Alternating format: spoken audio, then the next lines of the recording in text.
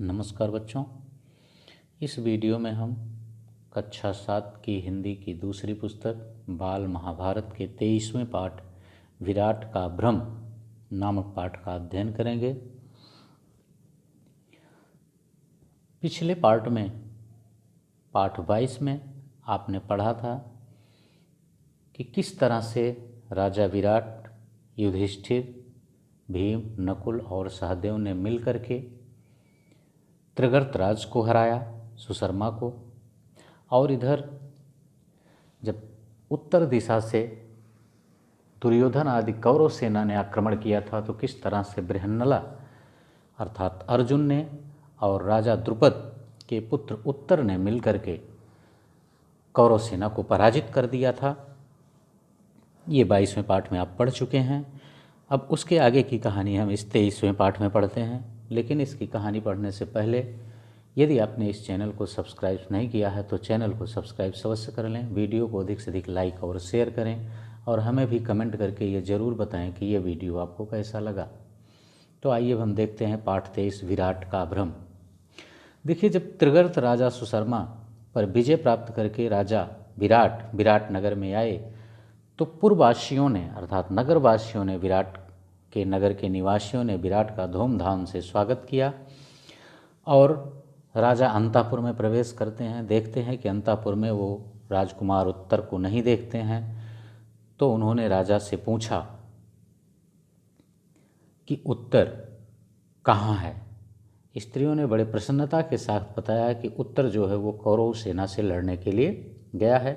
यह सुनकर के राजा विराट चौंक जाते हैं और उनके विशेष पूछने पर स्त्रियों ने कौरवों के आक्रमण की सूचना दी कि जब आप उधर लड़ने गए थे सुशर्मा से तब इधर उत्तर दिशा से कौरव की सेना ने आक्रमण कर दिया था।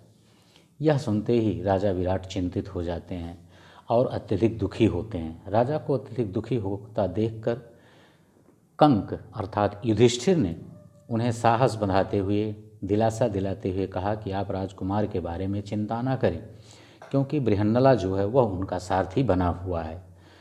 कंक की इस तरह की बातों को सुन करके राजा विराट को कुछ सांत्वना हुई, लेकिन यह बातें हो ही रही थी कि इतने में उत्तर द्वारा भेजा गया दूत आकर के कहता है राजा विराट से कि हे राजन, आपका कल्याण हो क्योंकि राजकुमार युद्ध जीत कर आ रहे हैं, कौरवों की सेना तितर बितर कर दी गई है और अपनी गायें जो उनके बंद अधीन थी, उन्हें बंदी बना लिया गया था, उनको भी मुक्त करा लिया गया है। यह सुनकर विराट आंखें फाड़कर देखते रह गए। अर्थात विराट को काफ़ी आश्चर्य हुआ कि कौरवों की इतनी भयंकर सेना और उसमें भीष्म, द्रोण, आचार्य, कृप, कर्ण जैसे वीरों को हमारे पुत्र ने हरा दिया। पुत्र की विजय का समाचार जब विराट ने सुना तो उनके आनंद और अभिमान के मारे वो फूले नहीं समाये। उन्होंने दूतों को असंख्य रत्न और धन पुरस्कार के रूप में देकर खूब आनंद मनाया और इसके बाद राजा ने प्रसन्नता से अंतापुर में जाकर सैरंध्री अर्थात द्रौपदी से कहा कि चौपड़ की गोटें ले आओ, चलो कंक से दो दो हाथ हम चौपड़ खेल लें। आज मैं खुशी के मारे पागल हो रहा हूँ क्योंकि मेरी समझ में नहीं आ रहा है कि मैं क्या करूँ, मैं अपना आनंद कैसे व्यक्त करूँ, अपनी खुशी को कैसे जाहिर करूँ। और इस तरह से राजा विराट और कंक दोनों चौपड़ खेलने के लिए बैठते हैं। खेलते समय भी यही बातें हो रही थीं।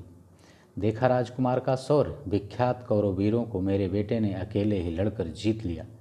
जब विराट ने ऐसा कहा तो युधिष्ठिर ने कहा कि निस्संदेह आपका पुत्र भाग्यवान है, नहीं तो बृहन्नला का सारथी बृहन्नला जैसा सारथी उसको क्यों मिलता। कंक ने जैसे ही यह बात कही विराट को गुस्सा आया और उन्होंने झुझलाहट में कहा कि हमेशा बृहन्नला की रट तुमने लगा रखी है और मैं तो अपने कुमार की विजय की बात, कुमार माने द्रुपद यानी द्रौपदी जो है वह विराट, ठीक है ना, विराट की पुत्री उत्तरा और उत्तर, कुमार का मतलब यहाँ उत्तर से तात्पर्य है कि उत्तर की विजय की बात कर रहा हूँ और आप उसके सारथी की बड़ाई कर रहे हैं। और फिर बृहन्नला के बारे में जैसे ही युधिष्ठिर ने कुछ कहना चाहा राजा का क्रोध और भी बढ़ गया और उन्होंने अपने हाथ में लिए हुए पासे को युधिष्ठिर अर्थात कंक के ऊपर फेंक कर मार दिया, मुंह पर मार दिया, और पासे की मार से युधिष्ठिर के मुख पर चोट लग गई और खून बहने लगा। इतने में द्वारपाल ने आकर सूचना दी कि राजकुमार उत्तर बृहन्नला के साथ द्वार पर खड़े हैं और राजा विराट से भेंट करना चाहते हैं। जैसे ही विराट यह समाचार सुने वह उठकर बोले, आने दो आने दो। लेकिन युधिष्ठिर अर्थात कंक ने इशारे से द्वारपाल से कहा कि सिर्फ राजकुमार उत्तर को कमरे के अंदर ले आओ, बृहन्नला को नहीं, क्योंकि युधिष्ठिर को डर था कि अगर मेरी चोट को बृहन्नला देख लेगा तो कहीं ऐसा न हो कि वह गुस्से में कुछ गड़बड़ी कर दे। यही सोचकर उन्होंने द्वारपाल को इस तरह का आदेश दिया था। राजकुमार उत्तर ने प्रवेश करके पहले पिता को नमस्कार किया, फिर वह कंक नामधारी युधिष्ठिर को प्रणाम करना ही चाहते थे कि उनके मुख से खून बहता देखकर चकित रह गए। और उसे अर्जुन, क्योंकि उत्तर को अर्जुन से मालूम हो चुका था कि ये लोग कौन हैं, और उसने पूछा, पिताजी इनको किसने यह पीड़ा पहुंचाई? विराट ने कहा, बेटा क्रोध में मैंने चौपड़ के पासे फेंक मारे। क्यों, तुम उदास क्यों हो? पिता की बात सुनकर उत्तर कांप गया, लेकिन विराट कुछ समझ नहीं सके। उत्तर ने आग्रह किया तो उन्होंने कंक के पांव पकड़कर क्षमा याचना की। अर्थात उत्तर के कहने पर विराट ने कंक अर्थात युधिष्ठिर के पांव पकड़े और उनसे क्षमा मांगी। इसके बाद उत्तर को गले लगा लिया और बोले, बेटा बड़े वीर हो तुम, अर्थात तुमने कौरव सेना को पराजित किया है, इसलिए तुम बहुत अधिक वीर हो। उत्तर ने कहा, पिताजी मैंने कोई सेना नहीं हराई, मैं तो लड़ा भी नहीं। और जब यह सुना राजा विराट ने तो वो अत्यधिक उत्कंठा से पूछा कि वह वीर कौन था और कहाँ है, बुलाओ, मैं उसे देखना चाहता हूँ।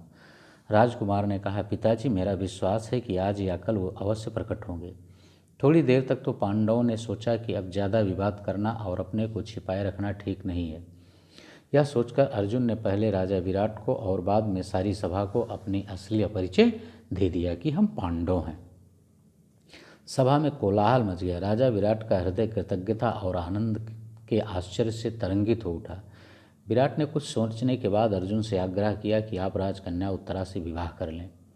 अर्जुन ने कहा, राजन आपकी कन्या को मैं नाच और गाना सिखाता रहा हूँ, मेरे लिए तो वह बेटी के समान है, इस कारण यह उचित नहीं कि मैं उसके साथ विवाह करूँ। हाँ, यदि आपकी इच्छा है तो मैं अपने पुत्र अभिमन्यु के साथ उसका विवाह करना चाहता हूँ। राजा विराट ने यह बात मान ली।